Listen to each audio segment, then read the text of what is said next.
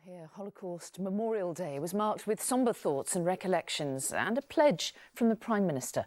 David Cameron told MPs that a memorial to the victims of Nazi atrocities would be put up beside Parliament. Paul Davis spoke to a mother and daughter for whom the pain will never diminish.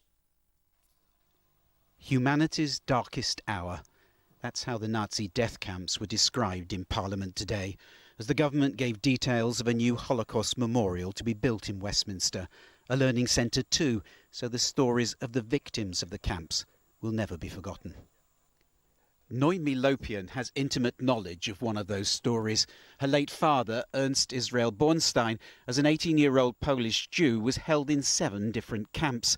She has just finished translating the book he wrote, The Long Night, into English. In its pages, the fate of most of her family. That was extremely painful.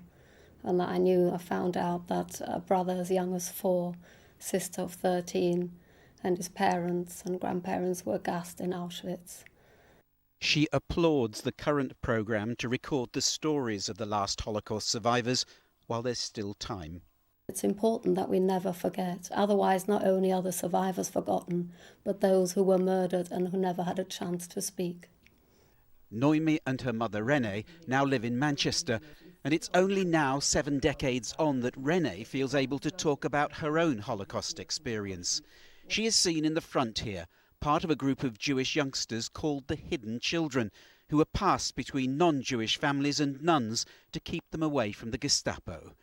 A young French resistance worker, Marianne Cohn, gave her life saving the group. I owe her my life. I owe her everything. And she saved 200 children before, I can say 236 children, including our group. The little girl from 1945 looks at today's extremist violence and is concerned.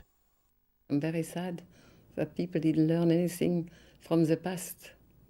She hopes the collated stories of those who lived through the Holocaust can serve as a warning of what can happen if hate and intolerance are allowed to flourish.